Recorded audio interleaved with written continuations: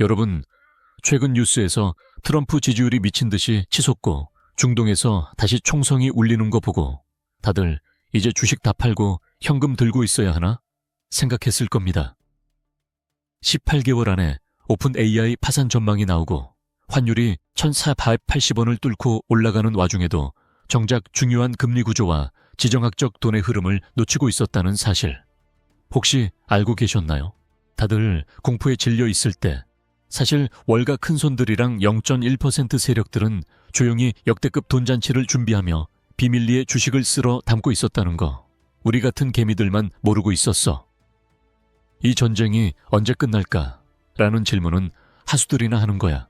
고수들은 이 전쟁을 통해 누가 돈을 벌고 트럼프의 지갑이 어디로 열릴까? 를 분석하지. 니킨 제가 미국 대선의 향방과 전쟁 비용의 함수 관계, 그리고 그 이면에 숨겨진 월가의 투자 전략을 싹 다 뜯어왔으니까. 이번 영상 딱 1분만, 아니 이 흐름이 끝날 때까지 집중해봐. 이 정보를 아느냐 모르느냐에 따라 여러분의 계좌가 10억이 깎일 수도 있고 반대로 평생 볼 수 없었던 상승장을 탈 수도 있어. 기회 놓치기 싫으면 지금부터 제가 쏟아내는 정보들 하나도 빠짐없이 머릿속에 집어넣어봐. 이 모든 파국의 전조는 마치 심해 아래 균열처럼 우리 눈에 보이지 않는 곳에서부터 시작되고 있었어. 첫 번째 균열은 바로 전쟁 비용이라는 이름 뒤에 감춰진 거대한 착시였지. 다들 미국이 우크라이나에 돈을 쏟아붓느라 국고가 바닥나고 있다고만 생각했을 거야. 언론도 그렇게 떠들었고 사람들은 미국의 일방적인 손해라고 믿었지. 하지만 월가의 비밀 장부를 들여다보면 얘기가 완전히 달라져. 니킨, 제가 찾아낸 진짜 돈의 흐름은 마치 마법 같았어. 사실 우크라이나로 간다는 수천억 달러, 그 돈의 무려 90%가 다시 미국으로 고스란히 돌아오고 있었다는 거야. 정확히는 미국의 방위산업체와 제조 공장으로 향했지. 창고에 묵혀있던 낡은 무기들을 우크라이나에 보내고 그 자리를 로키드 마틴이나 RTX 같은 자국 기업이 만든 최신형 무기들로 채워 넣는 시기였어. 이건 마치 남의 나라 전쟁을 명분 삼아 벌이는 미국판 초대형 내수 부양책과 다름없었어. 미국 서는 바를게주에서 산업시설들이 쉴 새 없이 돌아가고 수천 개의 고학력 일자리가 터져 나왔지. 공장 불빛이 꺼지지 않고 수많은 사람들이 밤샘 작업을 하며 새로운 무기를 만들어냈어. 월가 트레이더들은 이 소식에 조용히 환호성을 질렀을 거야. 이건 전쟁이 아니라 기회다. 속으로 외치면서 말이야. 더 놀라운 건 유럽 동맹국들이었어. 트럼프가 방위비 제대로 안 내면 러시아가 쳐들어와도 안 도와주겠다고 으름장을 놓을 때 다들 트럼프의 변덕이나 고립주의라고만 생각했지. 근데 이건 사실 미국 무기를 사세요라고 강력하게 푸시하는 세일즈 멘트였던 거야. 러시아 우크라이나 전쟁의 공포 속에서 유럽 국가들은 앞다퉈 국방 예산을 늘리기 시작했어. GDP 대비 국방비 비중 2%를 지키지 않던 나라들이 이제 11개국 이상으로 늘어났고 폴란드는 심지어 미국을 추월할 정도였지. 이들이 주문한 F-35 전투기, 에이브람스 탱크, 패트리어트 미사일은 모두 어디 제품이었을까? 바로 메이드 인 USA였어.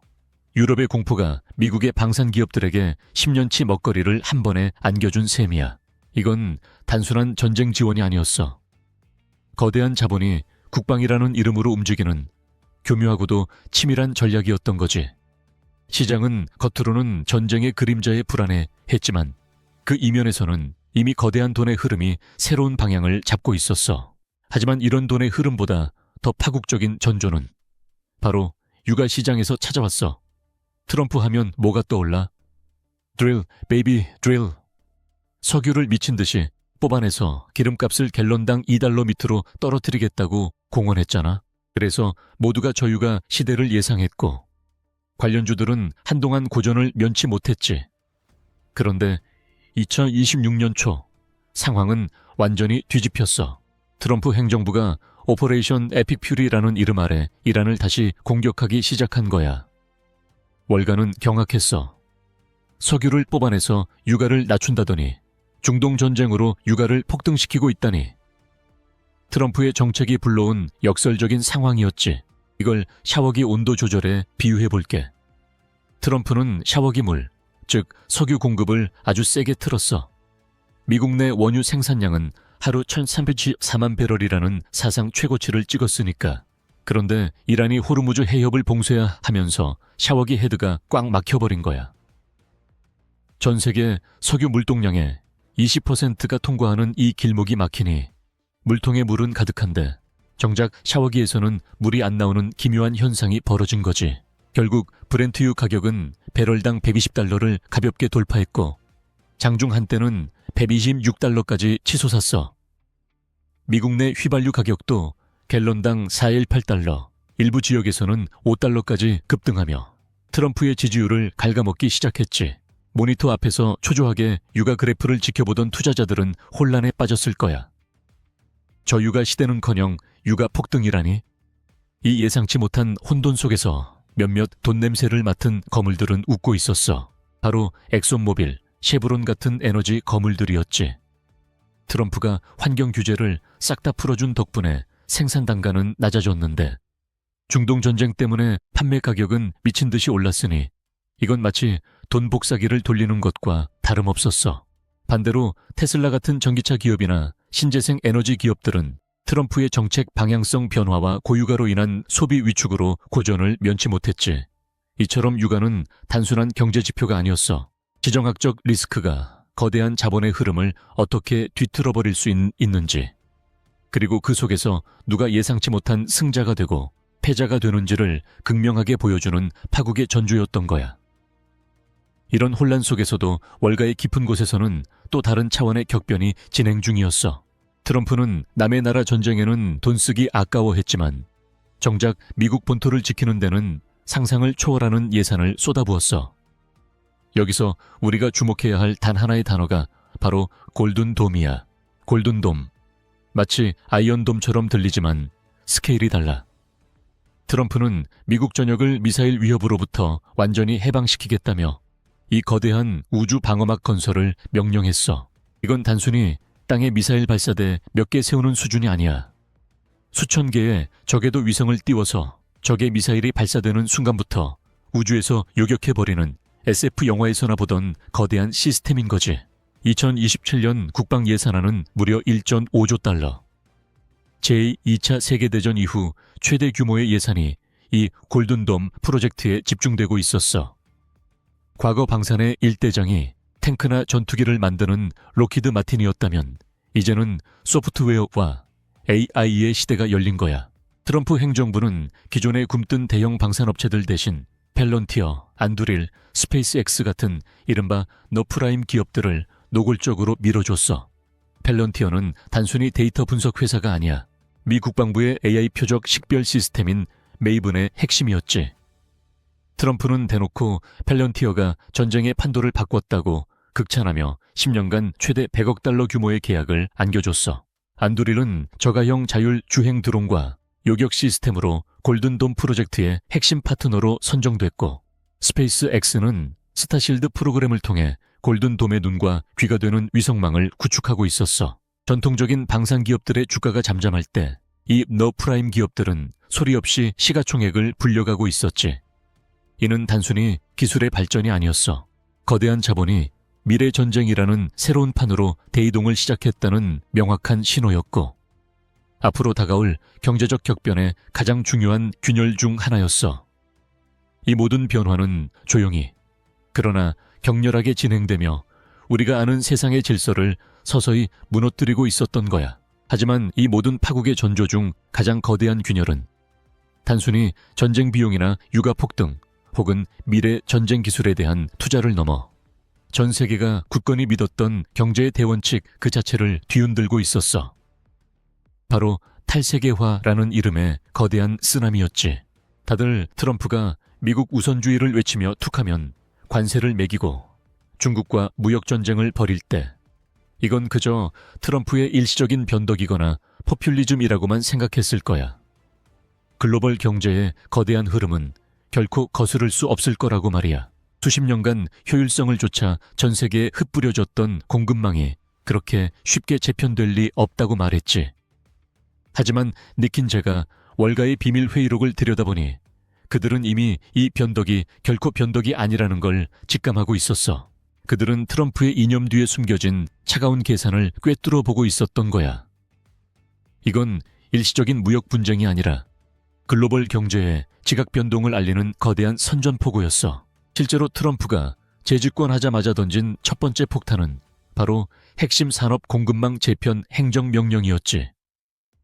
언론은 또다시 트럼프의 중국 때리기 프레임으로 보도했지만 월간은 그 이면에 숨겨진 진짜 의도를 읽었어. 반도체, 히토류, 배터리, 그리고 핵심 의약품 같은 전략적 품목들을 안보 자산으로 규정하고 이 모든 생산 기지를 미국 본토나 극히 일부의 우방국으로 옮기라는 강력한 지시였어. 기업들은 혼란에 빠졌을 거야. 당장 눈앞의 비용 효율성을 포기하고 수십 년간 쌓아 올린 생산 라인을 해체해야 했으니까. 하지만 정부의 전폭적인 세금 감면과 보조금이라는 당근과 관세 폭탄이라는 채찍 앞에서 그들은 선택의 여지가 없었어. 이 명령 하나로 전 세계 기업들의 CEO와 임원들은 밤잠을 설쳤을 거야. 이제 공장을 어디에 짓느냐가 단순한 경제적 판단이 아니라 국가 안보와 직결되는 전략적 도박이 되어버린 거지. 대만의 TSMC, 한국의 삼성전자 같은 반도체 거인들은 미국 애리조나 사막 한가운데에 천문학적인 돈을 쏟아부어 새로운 공장을 짓기 시작했어. 수십 년간 값싼 노동력을 찾아 베트남이나 멕시코로 향하던 공장들이 이제는 미국 러스트벨트의 낡은 공장 부지에 다시 불을 밝히기 시작했지. 일명 리슈어링. 바람은 단순한 유행이 아니었어. 거대한 자본이 안정성과 안보라는 새로운 가치를 찾아 대서양과 태평양을 건너 미국으로 회귀하는 거대한 흐름이었던 거야. 이러한 변화의 물결 속에서 몇몇 선견지명이 있던 투자자들은 이미 조용히 움직이고 있었어. 그들은 미디어에서 떠드는 탈세계화로 인한 경제 침체라는 공포에 휩쓸리지 않았지. 오히려 이 거대한 흐름 속에서 새로운 기회를 포착했어. 이들은 미국 본토에 공장을 짓거나 생산 라인을 확장하는 기업들의 주식을 조용히 쓸어 담았어. 인텔이나 마이크론 같은 전통적인 반도체 기업들은 물론 공장 자동화와 로봇 기술을 제공하는 산업용 로봇 기업들, 그리고 물류와 공급망 관리에 필수적인 소프트웨어 기업들이 빛을 보기 시작했지. 또 핵심 광물 전쟁의 서막이 오르면서 리튬, 코발트, 니켈 같은 배터리 및 첨단 산업의 필수 광물을 생산하고 가공하는 기업들에도 월가의 거대한 자본이 침투했어. 한때 비주류로 여겨지던 광업 회사들이 이제는 새로운 시대의 황금주로 떠오른 셈이었지. 이건 마치 수십 년간 한 방향으로 흐르던 거대한 강물이 갑자기 새로운 물길을 찾아 터져 나가는 것과 다름없었어. 자본의 흐름은 더 이상 최저 비용이라는 단일한 기준만을 좇지 않았어. 국가 안보, 전략적 독립, 그리고 탄력적인 공급망이라는 새로운 변수들이 돈의 방향을 결정하는 핵심 축이 된 거지. 세계화의 거대한 혜택을 누리며 성장했던 수많은 기업들은 이 변화에 적응하지 못하고 서서히 시들기 시작했고, 반대로 이 새로운 흐름을 일찍이 읽어낸 기업과 투자자들은 역대급부의 재분배라는 거대한 파도에 올라타고 있었어. 이 탈세계화라는 보이지 않는 전쟁은 전 세계 자본 지도를 다시 그리고 있었고, 그 속에서 우리는 또 다른 혼돈의 시대, 그리고 상상을 초월하는 기회의 시대로 접어들고 있었던 거야. 하지만 니킨제가 수많은 역사적 기록과 월가의 내부 보고서를 깊이 들여다보니 이 탈세계화라는 새로운 물결이 불러온 혼돈 속에서 기회라는 이름으로 포장된 또 다른 광풍이 몰아치고 있었어. 전 세계는 마치 눈에 보이지 않는 거대한 도박장에 앉아있는 것 같았지. 안보라는 대의 명분 아래 국가가 주도하는 천문학적인 자금들이 특정 산업에 쏟아져 들어오면서 한때 비주류였던 기업들의 주가는 마치 용수철처럼 솟아올랐어. 너도 나도 미래의 먹거리라며 반도체, 배터리, 핵심 광물 관련 주식에 뛰어들었지. 이제는 예전처럼 값싼 노동력만 좇는 시대는 끝났어. 국가 안보가 곧 경제 안보야라는 달콤한 속삭임에 사람들은 홀린 듯 자산을 투자했어. 하지만 시장은 결코 공짜 점심을 허용하지 않아. 뜨겁게 달궈진 프라이팬이 식는 건 순식간이듯 광풍이 지나간 자리엔 언제나 차가운 현실이 남는 법이지. 거대한 자본이 모여들었던 곳, 그곳에 터무니없는 기대와 과도한 욕망이 뒤섞여 만들어진 거품은 예상치 못한 아주 사소한 균열 하나에 와르르 무너져 내리기 시작했어. 마치 거대한 빙산이 물속에서 조용히 녹아내리듯. 처음엔 아무도 눈치채지 못했지만 그 징후는 곳곳에서 나타나고 있었어. 천문학적인 돈을 쏟아부어 지었던 미국 러스트벨트의 첨단 공장들은 막상 가동되자마자 예상치를 훨씬 뛰어넘는 생산 비용에 직면했어. 숙련된 노동력은 부족했고 자동화 로봇을 돌리는 전기료는 너무 비쌌지. 메이드 인 아메리카 제품들은 그 품질에도 불구하고 시장에서 너무 비싸 아무도 사려 하지 않았어. 공급망 재편으로 인한 물류비용 폭등은 또 다른 거대한 암초였지. 기업들은 이중고를 겪었어. 정부 보조금도 밑빠진 독에 물붓기였어.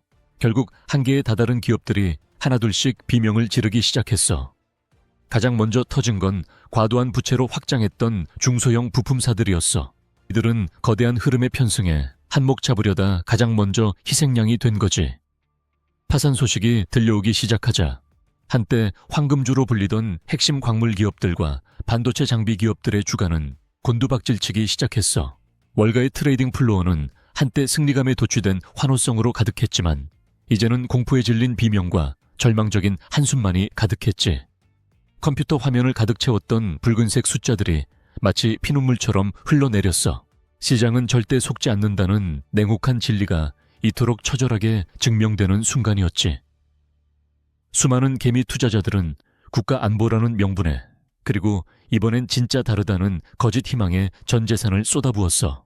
은퇴자금, 아이들의 학자금, 심지어 영혼까지 끌어모아 대출까지 받아 투자했던 이들은 하루아침에 모든 것을 잃었지. 사무실은 텅 비었고 한때 번성했던 산업단지에는 차가운 바람만 휘몰아쳤어. 망연자실한 투자자들은 증권사 객장 앞에서 눈물을 쏟아냈지만 그 누구도 그들의 비극을 되돌릴 수는 없었어. 그들의 눈빛에는 타오르던 욕망의 불꽃이 꺼진 뒤에 깊은 허무함과 절망만이 남아있었어. 그때 그들의 모습은 어땠을까? 니킨 제가 상상해보니 아마 거울 앞에 앉아 멍하니 자신의 초라한 모습을 응시하고 있었을 거야. 한때 가슴 뛰게 했던 주가 차트의 푸른 곡선이 이제는 자신의 인생을 파괴한 흉터처럼 느껴졌겠지. 새벽부터 밤늦게까지 온갖 경제 뉴스와 분석을 찾아 헤맸던 수고가 결국 자신을 나락으로 떨어뜨린 삽질이었다는 참담한 깨달음 앞에서 그들은 아마 숨조차 쉬기 힘들었을 거야. 자산이 사라진 것은 물론이고 믿었던 미래와 희망까지 한순간에 증발해버린 그들의 삶은 과연 어떻게 다시 시작될 수 있었을까? 이 거대한 붕괴는 단지 몇몇 기업의 파산이나 개인의 비극으로 끝나지 않았어. 전 세계 경제 지도를 근본적으로 뒤흔들었지.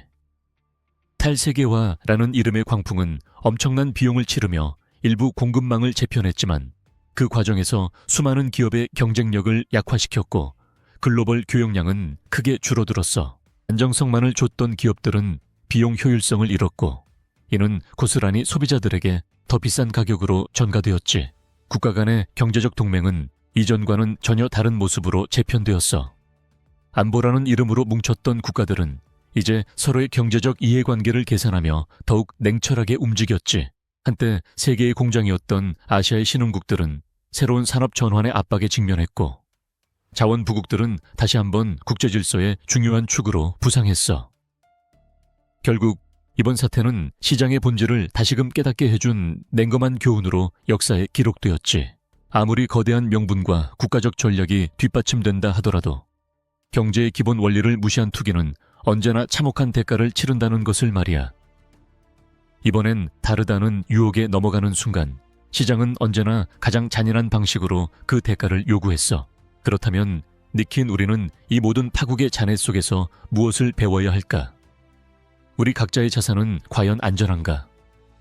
그것이 경제의 거대한 흐름 속에서 인간의 욕망과 공포가 만들어내는 거품은 앞으로도 계속될 거야. 지금 이 순간에도 수많은 탈세계화 이후에 넥스트 빅싱을 외치며 우리의 돈을 유혹하고 있을지 몰라.